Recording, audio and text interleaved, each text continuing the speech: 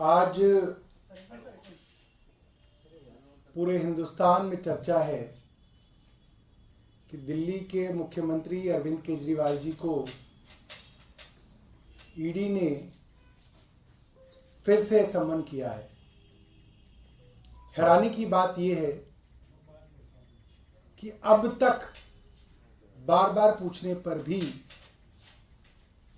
ED ने या केंद्र सरकार ने ये नहीं बताया कि वे अरविंद केजरीवाल जी को किस हैसियत से बुला रहे हैं। ना वो गवाह हैं, ना वो अभियुक्त हैं। ईडी ने अब तक साफ नहीं किया।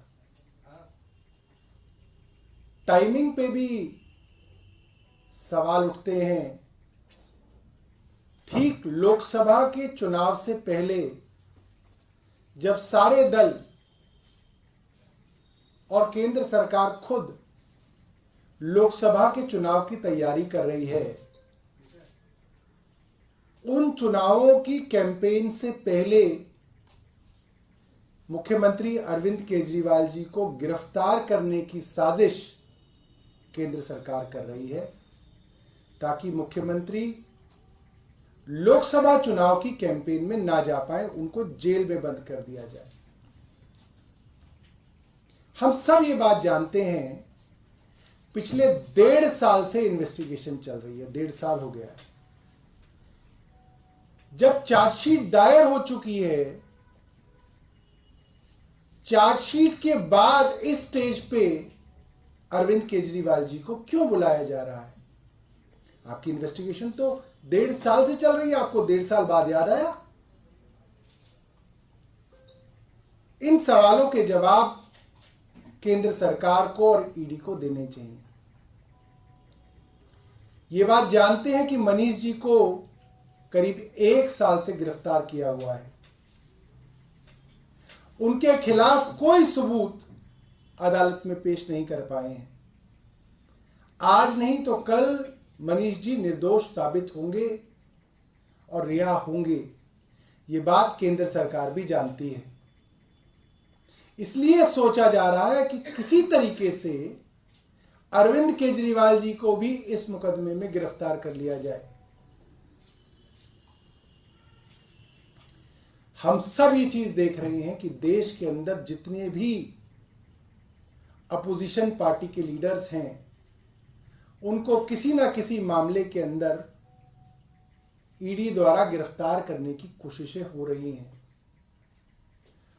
और आए दिन भारतीय जनता पार्टी के नेताओं के खिलाफ बड़े बड़े मामले हमारे सामने आते हैं,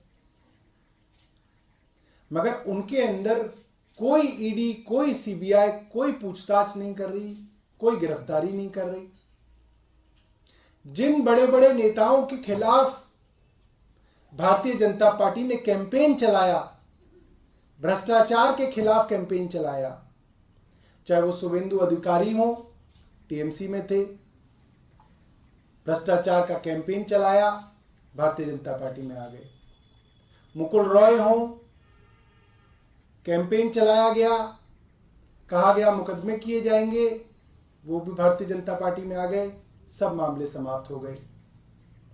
हेमंत बिश्व शर्मा हो, पेमा खंडू हो, नारायण राणे हो, छगन भुजबल हो, अजीत पवार हो, प्रफुल्ल पटेल हो, जो लोग भारतीय जनता पार्टी में आते जा रहे हैं, उनके खिलाफ फिर मामले सुनाई देने बंद हो जाते हैं।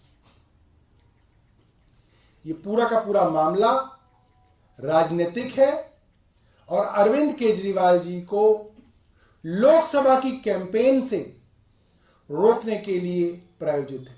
धन्यवाद। सौरभ जी, पहली बार जब ईडी का समन आया था, उसके जवाब में आप लोगों ने ये पूछा था कि किस हैसियत से बुला रहे हैं, लेकिन ये भी कहा था 5 राज्यों में चुनाव होने वाले हैं।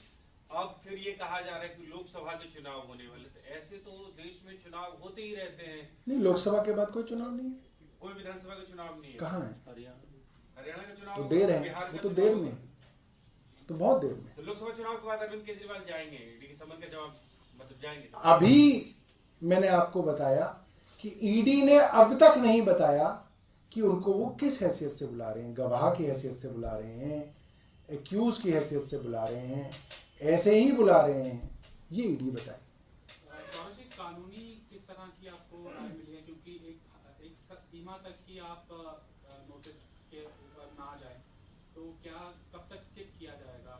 कानून चल ही कहाँ रहा है, तो पूरी की पूरी राजनीति चल रही है, कानून से काम चल ही कहाँ रहा है। ऐसा कानून कहीं देखा है आपने कि जो आदमी एक्यूज हो, ईडी सीबीआई के मुकदमे चल रहे हों, वो आदमी भारतीय जनता पार्टी में आ जाए और फिर सारे मामले खत्म हो जाए? ये कानून में कहाँ लिखा है?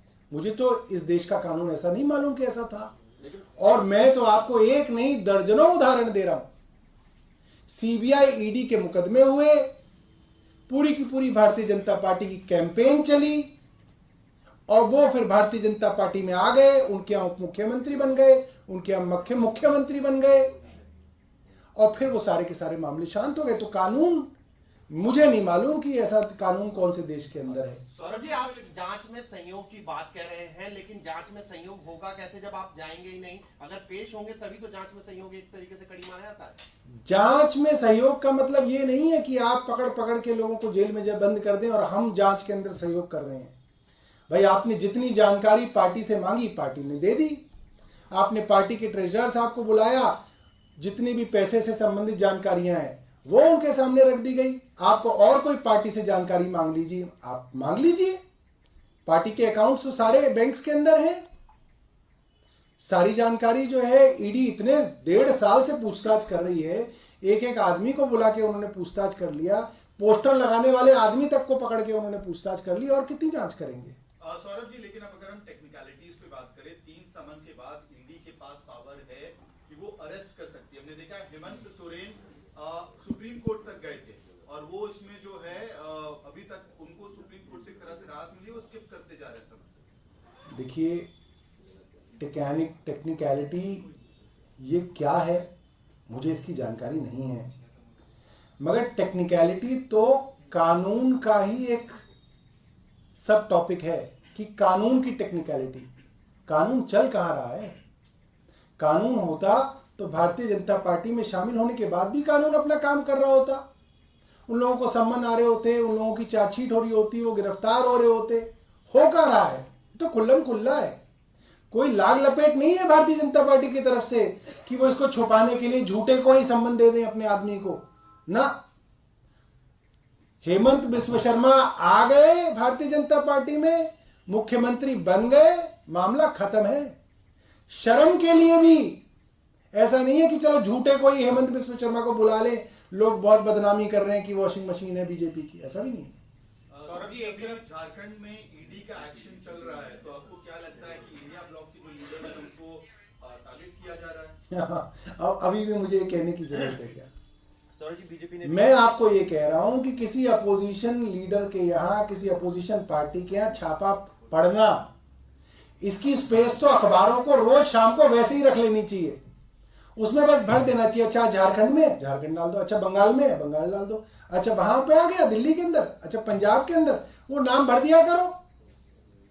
रोज आप एक कॉलम जो है उसके लिए बचा के रखिए। सर, एक दूसरा मामला है और पहले बहुत बड़ा मामला हुआ था सीए वाला। अब ये कहा जा रहा है कि लोकसभा चुनाव से ठीक पहले गृह मंत्रालय इसको नोटिफाई करा सकता है और एक तरफ राम मंदिर भी चल रहा है। तो क्या लगता है, लोकसभा चुनाव से ठीक पहले सीए को लागू क्यों करा है? अब अगर मैं कहूंगा कि लोकसभा चुनाव से पहले क्यों किया जा रहा है, तो मेरे दूसरे मित्र कहेंगे अरे चुनाव तो देश में चलते ही रहते हैं। ये सिर्फ कहने वाली बात नहीं है। अयोध्या की डेट लोकसभा चुनाव से पहले क्यों है, सीए की डेट लोकसभा चुनाव से पहले क्यों है, और मुख्यमंत्री अरविंद केजरीवाल को लोकसभा के चुनाव से पहले क्यों बुलाया जा रहा है, ये समझते सब लोग हैं। मगर प्रश्न पूछने वाले प्रश्न पूछ लेंगे, अरे साहब अब नहीं तो तब हो जाएगा, तब नहीं तो अब हो जाएगा। अरे इससे बड़ा चुनाव कोई ना देश में कोई। क्या आप लोग सुप्रीम कोर्ट या कोर्ट जाएंगे क्या? क्योंकि आप लोग लगातार, अरे हमारी पार्टी तो कोर्ट में ही रहती है ज्यादातर समय। तो जाएंगे इस मामले में? अब बचा क्या है इस देश के अंदर? कोर्ट कचहरी ही बची हुई है और कुछ बचा ही नहीं है। तो क्या आप जाएंगे इस मामले में? अब देखेंगे वकील साहब क्या बताएंगे।